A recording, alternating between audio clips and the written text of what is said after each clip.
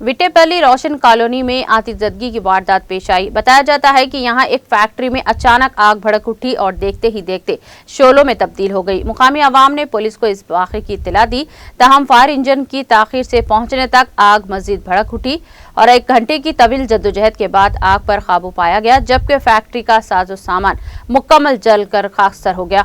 आग लगने की वजह शॉर्ट सर्किट बताई जाती है। पुलिस ने इस सिलसिले में एक मुकदमा दर्ज करके तहकीकात का आगाज कर दिया।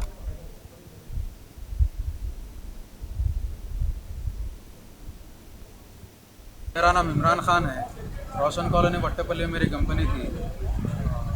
फायर से इलेक्ट्रिक फायर से आग कैसा लगी है? शॉर्ट सर्किट से लगी। शॉर्ट सर्किट से लगी। कितने बजे का वाक़या है? 8 बजे का, 7 साढ़े 8 बजे का वाक़या है। अच्छा। काम करते अंदर 4 मशीना हैं। 25 से 30 लाख का नुकसान हो गया। गवर्नमेंट ऑफ तेलंगाना से रिक्वेस्ट है, कुछ हेल्प करो फाइनेंशियल। ये कारखाना कहाँ पर है? रोशन कॉलोनी वट्टेपल्ली। कितने लोग काम करते थे यहाँ पर? 10 से 12 जने। काय का कारखाना था ये? कॉटन बेड का है। कॉटन बेड का है।